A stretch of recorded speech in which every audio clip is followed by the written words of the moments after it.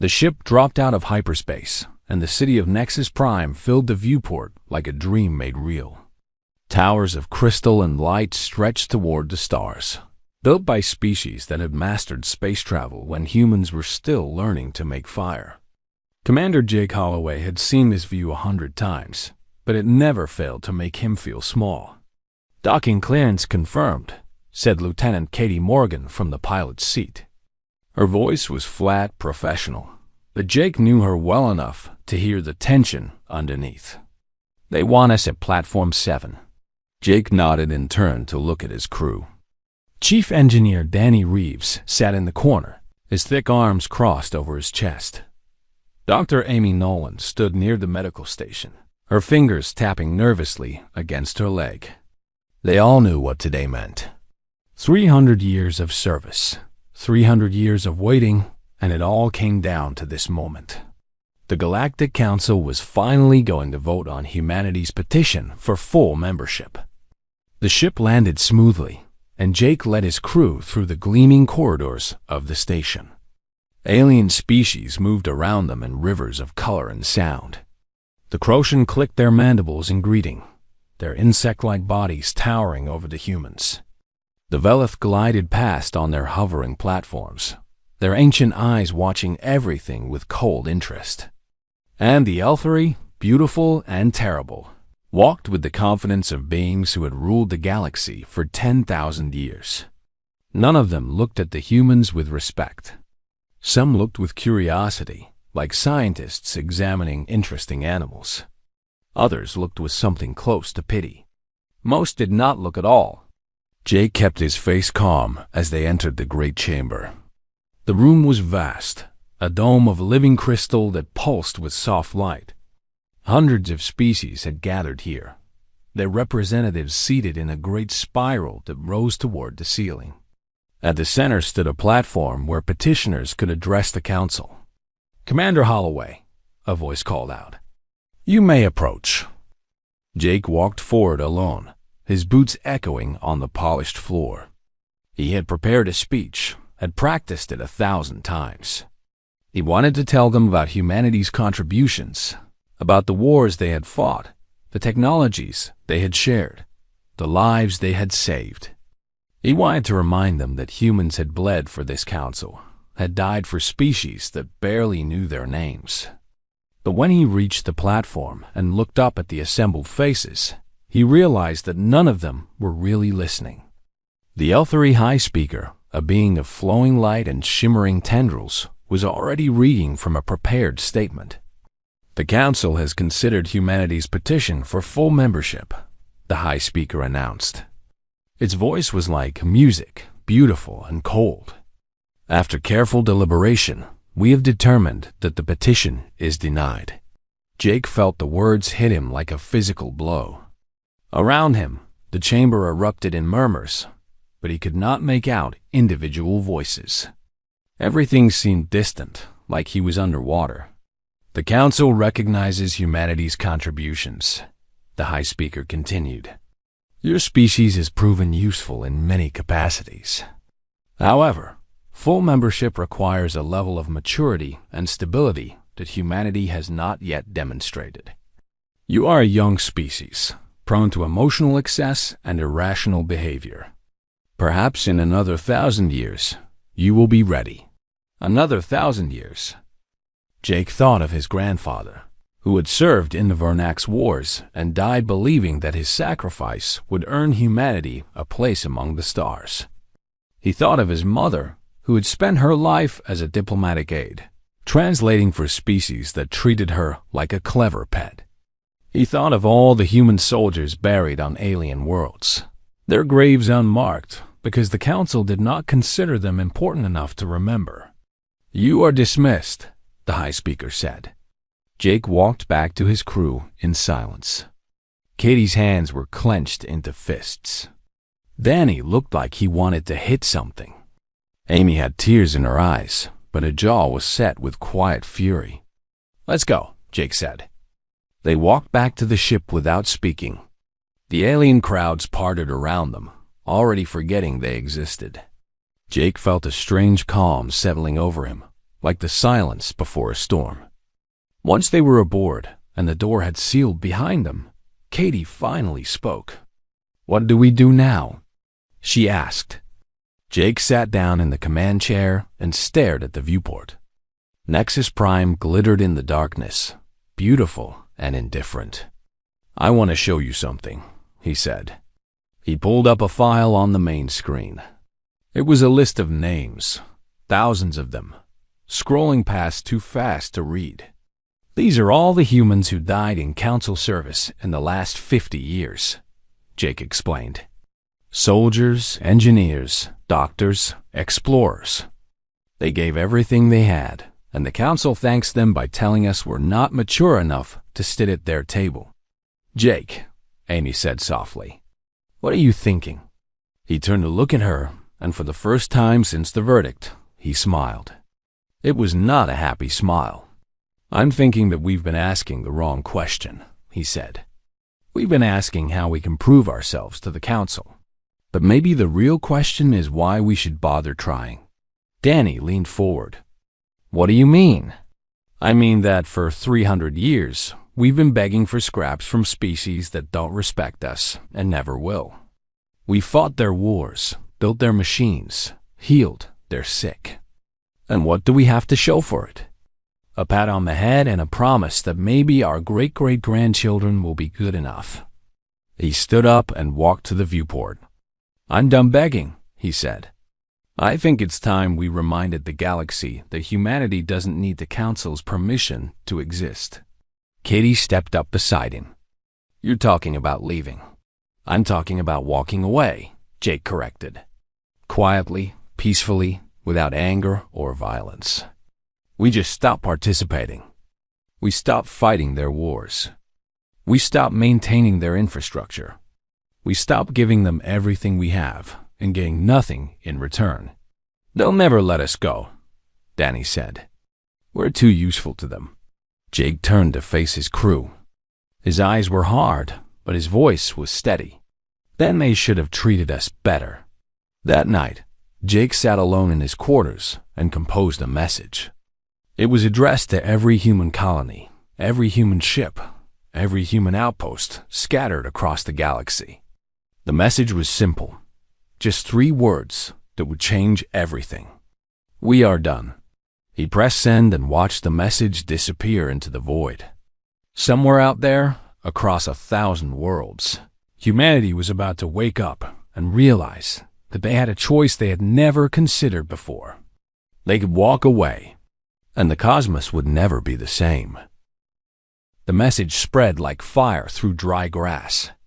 On colony worlds and space stations, on ships drifting between stars and outposts on the edge of known space, humans read those 3 words and understood what they meant. Something that had been building for generations, a quiet anger that no one had dared to speak aloud, finally had a voice.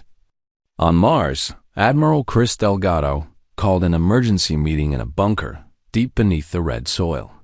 He was an old man now, his hair white and his face lined with decades of service, but his mind was sharp as ever. He had fought in 3 wars for the Council and watched too many good people die, for species that saw humans as nothing more than useful tools. "We need to be smart about this," he told the assembled commanders. "No open rebellion, no acts of aggression. We simply begin to withdraw, slowly and quietly. By the time the Council realizes what's happening, it will be too late to stop." The plan was elegant in its simplicity. Human soldiers would complete their current contracts, but would not sign new ones. Human engineers would finish their projects, but would not begin others. Human doctors would treat their patients, but would not train replacements. And human scientists would return home, taking their research with them. On the agricultural world of Haven, Governor Lindsay Marsh began stockpiling seeds and supplies. She was a practical woman who had spent her life feeding ungrateful aliens, and she knew better than anyone how dependent the Council had become on human farming techniques. Let them grow their own food, she thought. Let them remember what hunger feels like. The shipyard's orbiting Titan shifted to a new production schedule. For decades, they had built vessels according to Council specifications, ships designed to be just capable enough to be useful, but never powerful enough to be threatening. Now, freed from those limitations, human engineers began designing something new. They called the first ship Aurora, and she was beautiful, a sleek predator built for speed and strength. Months passed, and the withdrawal continued.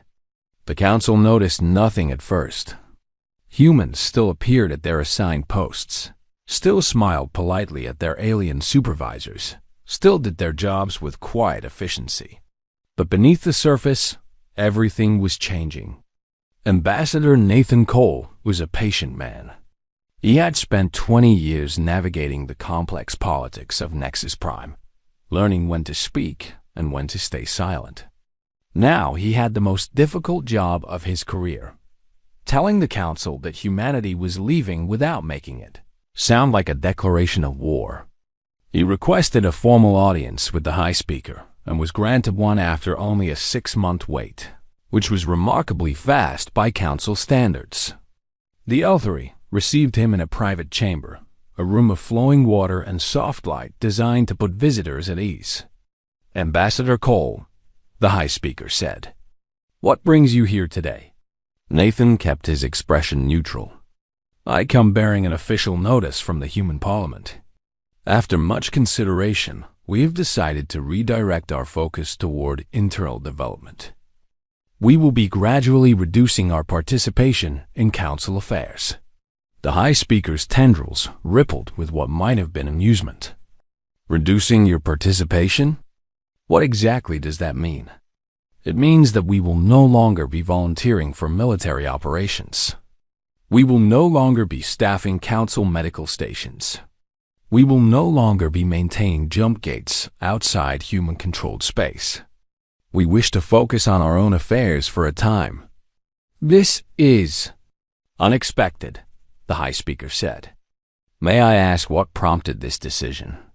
Nathan thought about lying, about making up some diplomatic excuse about resource allocation or policy changes. But he was tired of lies, tired of pretending that everything was fine when it clearly was not. "You denied our membership petition," he said simply. "You told us we were too immature, too emotional, too young. Perhaps you were right. Perhaps we need to spend some time growing up on our own, away from the Council's guidance." The High Speaker's glow flickered, and Nathan could not tell if the alien was angry or merely confused. "You are upset about the petition? Ambassador, you must understand that such decisions are not personal. They are based on careful evaluation of a species' readiness." "Of course," Nathan said. "And our decision is not personal either. It is simply a choice we have made. The Council is welcome to continue its important work without us." He stood and gave a small bow. "We remain grateful for everything the Council has taught us over the centuries. We hope that one day, when we have matured sufficiently, we might be worthy of joining you as equals. Until then, we wish you well." He left before the High Speaker could respond. Word of the meeting spread through Council space quickly. Some species were amused. The Crocian clicked their mandibles and made jokes about humans throwing a tantrum like spoiled children.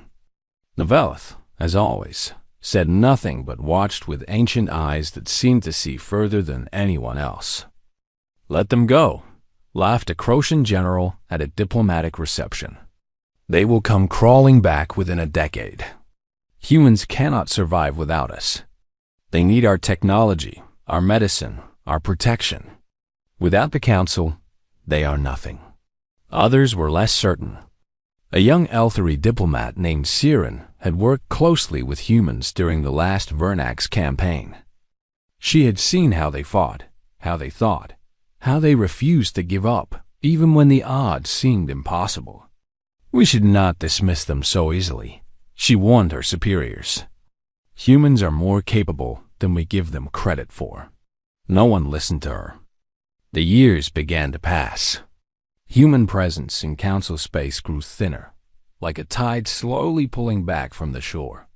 At first, the changes were barely noticeable. A few empty desks at engineering stations. A few unfilled positions at medical facilities. A few ships that never returned to their patrols. But the tide kept pulling, and the shore kept growing wider. On Earth, Jake Holloway watched the reports coming in from across the galaxy. The withdrawal was proceeding exactly as planned. No violence, no confrontation, just a quiet and steady retreat from a galaxy that had never wanted them. Katie Morgan stood beside him, now a captain with her own ship. "Do you think they understand what's happening?" she asked. Jake shook his head. "Not yet. They still think we need them more than they need us. They still think we'll come back begging for another chance. And when they finally realize the truth?" Jake looked out at the stars, at the vast darkness that had once seemed so full of promise and had delivered only disappointment. "Then they'll understand what it feels like to be left behind," he said. "Then they'll know what we felt for 300 years. The cosmos was changing, and the Council had no idea. They were too busy celebrating their own importance to notice that the people who had held everything together were quietly walking away. By the time they looked up, it would already be too late." 5 years had passed since humanity began its quiet withdrawal, and the cracks were starting to show. The first sign of trouble came from the jump gates. These massive structures connected distant star systems, allowing ships to cross thousands of light years in moments. They were the backbone of galactic civilization, making trade and communication possible across the vast emptiness of space. And for the last 2 centuries, human engineers had maintained them. Chief Technician Vorn of the Croatian Collective stared at the diagnostic screen with growing horror. The gate connecting the Croatian homeworld to the central trade routes was losing power. Fluctuations in the containment field were causing delays and disruptions. Ships that should have arrived in seconds were taking hours, if they arrived at all. "Find the humans who used to work here," Vorn ordered. "Bring them back." His assistant shifted uncomfortably. "Sir, they are gone. All of them. They returned to human space 2 years ago." "Then get their records. Their maintenance logs. Surely they left instructions." They searched for days, but the records they found made no sense. The human engineers had made thousands of modifications to the gate systems over the years. Improvements that had doubled efficiency and reduced power consumption by half. But they had not documented their changes in any way that alien technicians could understand. The work was brilliant, intuitive, and completely impossible to replicate. Similar problems were appearing across Council space. Medical stations that had run smoothly for decades were falling into chaos. Human doctors had a strange gift for diagnosis, an ability to look at a patient and simply know what was wrong. They called it intuition. The Council had never understood it, and they had never bothered to try. Now those doctors were gone, and the aliens who replaced them could not fill the gap. On the colony world of Verdant, a plague broke out among the Elthery settlers. It was a disease that human medical teams had contained for centuries, kept in check by a treatment regimen that seemed almost like magic. Without that treatment, the disease spread quickly. Thousands died in the first month. Tens of thousands more fell ill. Dr. Amy Nolan, now director of humanity's largest medical research facility, received a desperate message from the Elthery government. They begged for help, offered anything she wanted in exchange for a cure. She read the message and felt a strange mixture of satisfaction and sorrow. "We could help them," said one of her colleagues. "We have the knowledge. We have the supplies." Amy thought about all the years she had spent trying to earn the respect of alien doctors who saw her as inferior. She thought about the patients she had saved and the gratitude she had never received. She thought about the Council's verdict, the cold dismissal of everything humanity had accomplished. "Send them the formula," she said finally. Send them everything they need. Her colleague looked surprised. After everything they did to us? We are not like them, Amy said quietly. We never were. That is why they could never understand us. The formula was sent, and the plague was contained. But the damage was done. The L3 had been humbled, forced to beg for help from the species they had called children. And across the galaxy, other species were beginning to realize just how much they had depended on humanity without ever knowing it. The Vornax chose this moment to attack. The Vornax were an old enemy, a species of reptilian warriors who had been defeated in a brutal war 50 years earlier. Human soldiers had led the campaign that pushed them back. Human strategists who had developed the tactics that broke their fleets.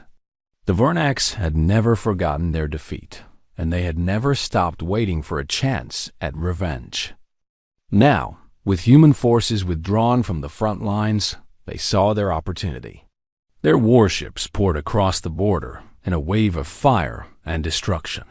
Colony worlds that had known peace for decades suddenly found themselves under siege. The Council responded by sending its combined fleet to meet the threat. It was the largest armada assembled in a generation. Ships from a dozen species united against a common enemy. Surely, they thought, such a force would be unstoppable. They were wrong. The Battle of Corinth Station became a disaster of historic proportions.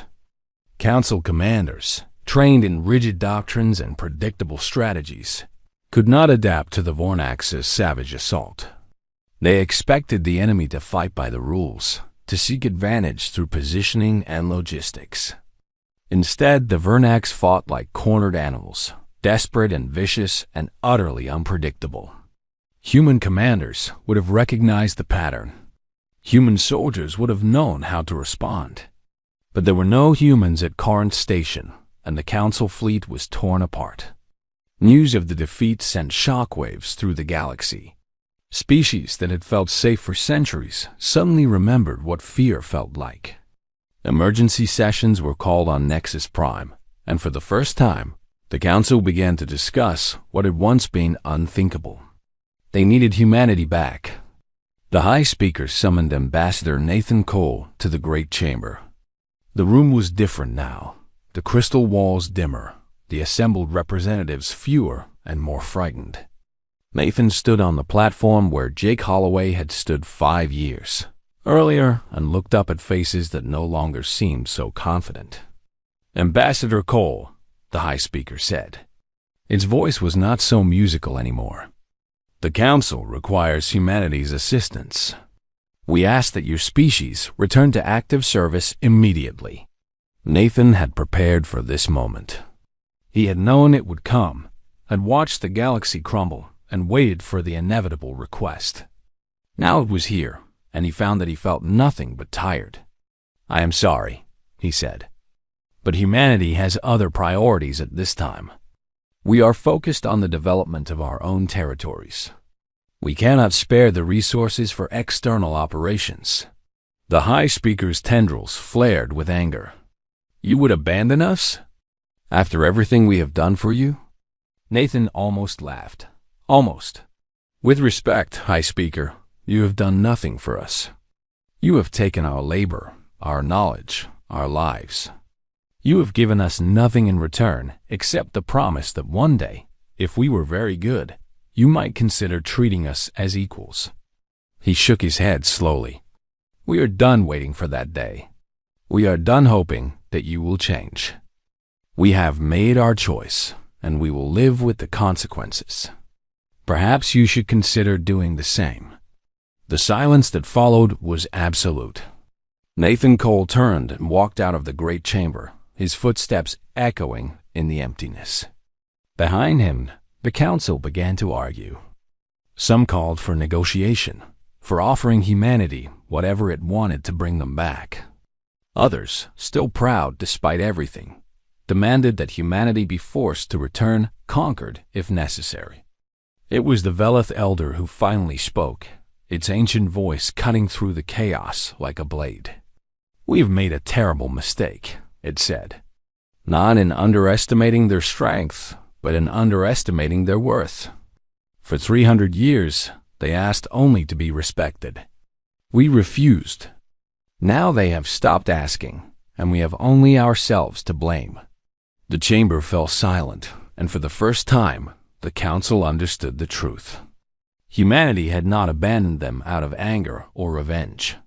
Humanity had simply realized that they deserved better, and they had gone to find it.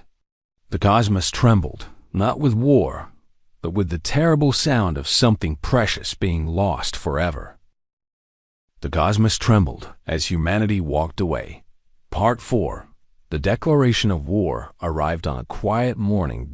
Admiral Jake Holloway was drinking coffee in his office when the message came through.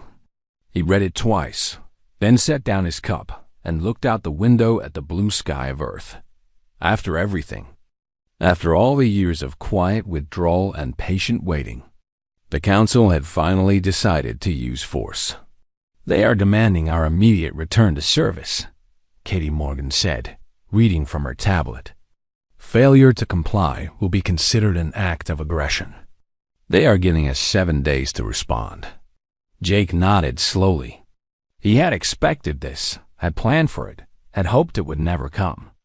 But the Council was desperate now, their civilization crumbling around them, and desperate beings made foolish choices. "Call a meeting of the Defense Committee," he said, "and contact the Aurora. Tell Captain Danny Reeves to prepare his fleet." The ships of the Earth Defense Fleet had been built in secret over the past 5 years. They were unlike anything the galaxy had ever seen. Human engineers, freed from Council restrictions, had designed vessels that pushed the boundaries of what was possible. Faster, stronger, more advanced than anything in existence. The Council had always feared what humans might create if left to their own devices. Now they were about to find out. 7 days passed. Humanity sent no response to the Council's ultimatum. On the 8th day, the Council Armada appeared at the edge of human space. It was an impressive sight. 300 warships from a dozen species, their weapons charged and their commanders confident. They had come to teach humanity a lesson, to remind these upstart children of their place in the galaxy. Admiral Holloway watched the enemy fleet from the bridge of the Aurora.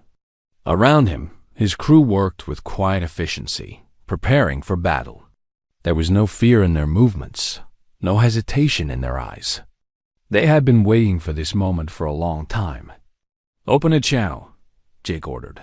His face appeared on screens across the Council fleet. He looked tired but calm, like a man who had made peace with whatever was coming next. To the commanders of the Council Armada, he said, "I am Admiral Jake Holloway of the Earth Defense Fleet. I speak for humanity. You have entered our territory without permission. I am asking you, one time only, to turn your ships around and go home. There does not need to be bloodshed today." The response came from a Crocian general, his mandibles clicking with contempt. "Human, you are in no position to make demands. Your primitive fleet is outnumbered 10 to 1. Surrender immediately, or we will destroy you." Jake sighed. He had hoped, foolishly perhaps, that they would listen. "Very well. Remember that we gave you this chance." He closed the channel and turned to Katie, who now served as his second in command. "Begin the operation. No lethal force unless absolutely necessary. I want this over quickly." What happened next would be studied by military historians for centuries. The Aurora and her sister ships moved forward, their engines producing a strange humming sound that made the Council sensors flicker with confusion. They were using drives that the Council had banned as too dangerous, technology that humans had been forbidden to develop.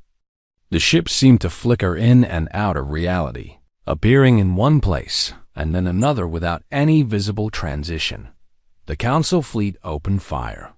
Thousands of weapons discharges filled the space between the fleets, enough destructive power to crack a small moon. None of it mattered. The human ships danced through the barrage like ghosts, their shields absorbing what little managed to hit them. Then the human ships struck back. They did not fire weapons. Instead, they released swarms of tiny drones that moved faster than the eye could follow. The drones attached themselves to council ships and began to work, slicing through hull plating and disabling critical systems with surgical precision. Engines went dark. Weapons fell silent. Communication arrays dissolved into clouds of sparking metal dot. In 11 minutes, it was over. 300 council warships drifted helplessly in the void, completely disabled but undamaged. Not a single vessel had been destroyed. Not a single crew member had been killed.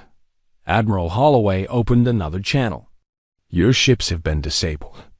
You are no longer a threat. We will send rescue vessels to tow you back to council space. Your crews will be returned safely. The Croatian general's face appeared on screen again. His mandibles hung loose, his compound eyes wide with shock. How? How did you? We built these ships without your restrictions, Jake said. We developed this technology without your permission. We did what you told us we could not do, and we did it better than you ever imagined. But we are not your enemies. We never were. We simply do not wish to be your servants anymore. He leaned forward, his voice softening. Go home, tell your council what happened here. Tell them that humanity has no interest in conquest or revenge. We just want to be left alone. If they can accept that, there can be peace between us. If not, he did not finish the sentence. He did not need to. The rescue operation took 3 days. Human ships towed the disabled council vessels to the border of human space and released them. Medical teams treated injured crew members. Engineers made basic repairs so that the ships could limp home under their own power. Captain Danny Reeves supervised the operation from the Aurora's engineering bay. He walked through corridors filled with alien prisoners who stared at him with confusion and fear. They had come expecting a battle, expecting to crush inferior beings beneath their superior strength. Instead, they had been defeated without a single shot fired, disabled by technology they could not understand. Why? One of the Elthery officers asked him. Why did you not destroy us? You had the power. Danny stopped and looked at her. She was young, her luminescent form dim with exhaustion and shame. He remembered being young once, remembered believing that the council was wise and just, remembered the slow death of that belief over years of service and sacrifice. Because we are not like you, he said. We do not measure strength by how much we can destroy. We measure it by how much we can protect. He paused. Your council taught us that lesson, though not in the way they intended. They showed us what we never wanted to become. He walked away, leaving her to think about his words. Back on Nexus Prime, the returning fleet was met with silence. The council had watched the battle through long-range sensors, had seen their mighty armada disabled like toys in the hands of a child. They had sent their greatest warriors to bring humanity to heal, and those warriors had been returned to them unharmed, their ships intact, their pride shattered. Emergency sessions stretched through the night. Some species still called for war, but their voices were hollow now, their threats empty. Others spoke of negotiation, of finding a way to bring humanity back into the fold. The Velas said nothing, their ancient faces unreadable. Finally, the High Speaker rose to address the assembly. We have seen what humanity can do, it said. We have seen their strength and their mercy. They defeated our fleet without killing a single soldier. They could have destroyed us utterly, and instead, they sent us home. Its tendrils rippled with something that might have been shame. We called them children. We called them immature. But today, they have shown more wisdom than we have demonstrated in 10,000 years. The chamber fell silent. The motion for peace passes unanimously, the High Speaker announced. We will send a diplomatic mission to human space. We will ask for forgiveness. and we will pray that they are willing to give it. Far away, Admiral Jake Holloway stood on the bridge of the Aurora and watched the Council fleet disappear into hyperspace. Katie stood beside him, her face thoughtful. "Do you think they finally understand?" she asked. Jake shook his head slowly. "Not yet, but maybe someday they will." He turned and walked away, leaving the stars behind. The war was over before it had really begun, and humanity had won without firing a single deadly shot. The cosmos trembled as humanity walked away. Part 5. 10 years had passed since the withdrawal began, and the galaxy was a different place. The great trade routes that had connected 1,000 worlds lay broken and empty. Jump gates failed one by one, isolating systems that had been neighbors for centuries. Species that had once called themselves allies now fought bitter wars over resources that humans had once helped them share.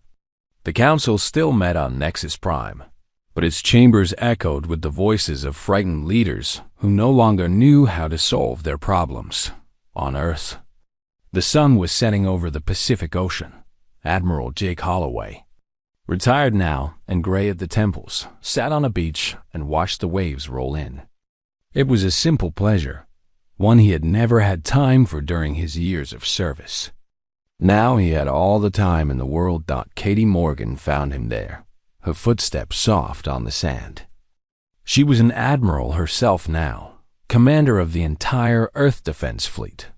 But today she wore civilian clothes and carried 2 bottles of cold beer. "Thought I might find you here," she said, handing him a bottle. Jake smiled and took it.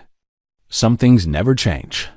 She sat down beside him, and for a while they watched the sunset together in comfortable silence. The sky turned orange, then pink, then deep purple as the first stars began to appear. Ambassador Cole received another message from Nexus Prime, Katie said finally. Jake nodded slowly. "Let me guess. They want us back. Full membership this time. Equal voting rights, seats on all the major committees, everything we asked for 300 years ago." She paused. "They're desperate, Jake. The Vernacs have taken 1/3 of their territory. The plagues are spreading again. Half their jump gates are offline. They need us." Jake took a long drink from his bottle and said nothing. "The Parliament is debating it now," Katie continued. "Some people think we should accept. They say we've made our point, proved our worth. Why not take what we always wanted?" "And what do you think?" Jake asked. Katie was quiet for a long moment. She thought about her parents, who had died in a council war she barely remembered. She thought about all the years she had spent fighting for recognition that never came. She thought about the look on that Crocian general's face when his fleet was disabled.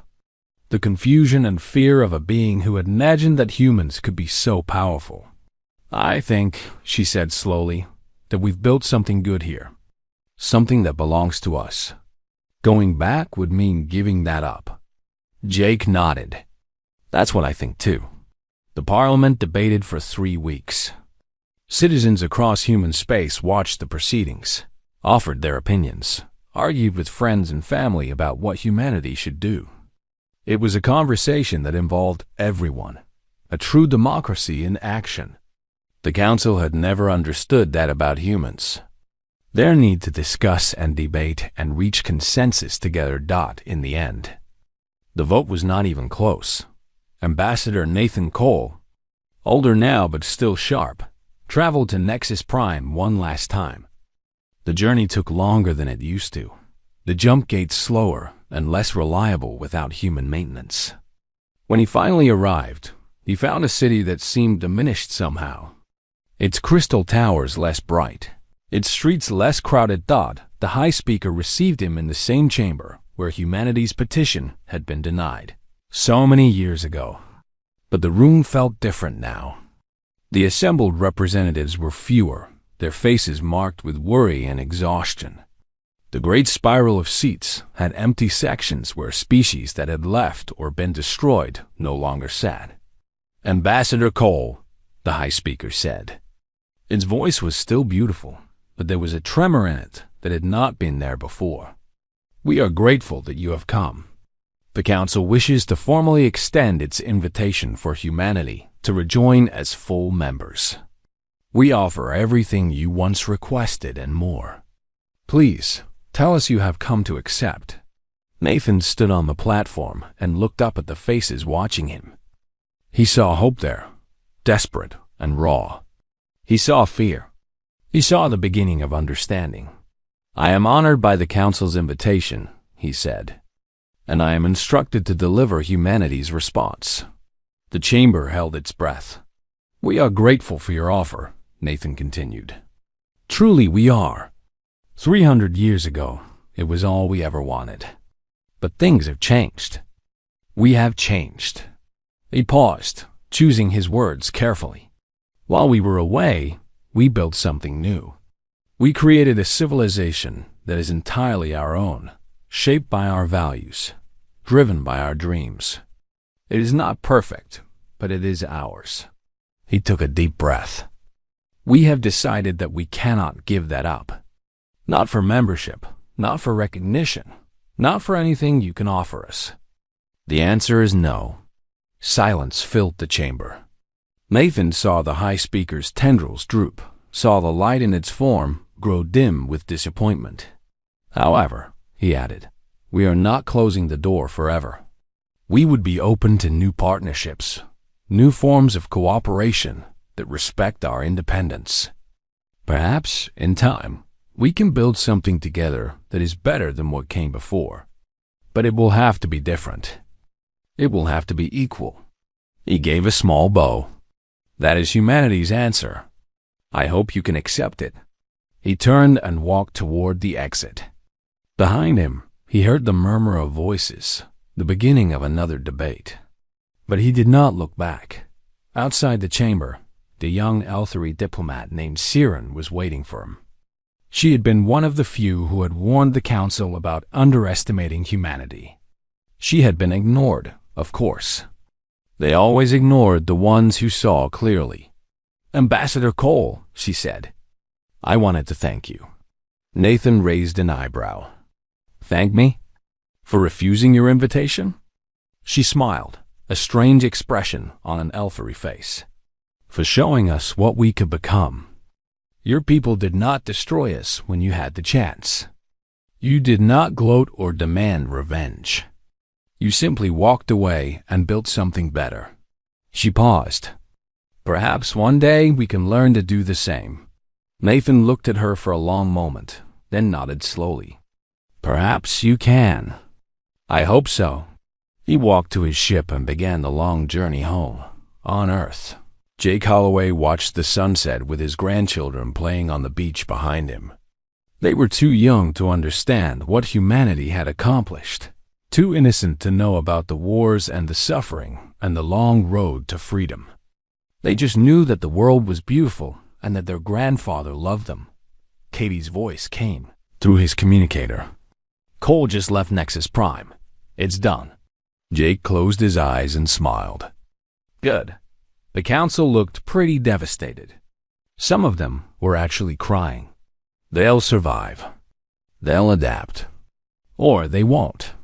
Either way, it's not our problem anymore. He opened his eyes and looked up at the stars. Somewhere out there, a galaxy was struggling to understand what it had lost. But here, on this small blue world, humanity had found something more valuable than membership or recognition or power. They had found themselves. And as the cosmos trembled with change and uncertainty, humanity walked forward into a future they had built with their own hands. Leaving behind the ones who had never deserved them, the end was not an end at all. It was a beginning, and it belonged to them alone.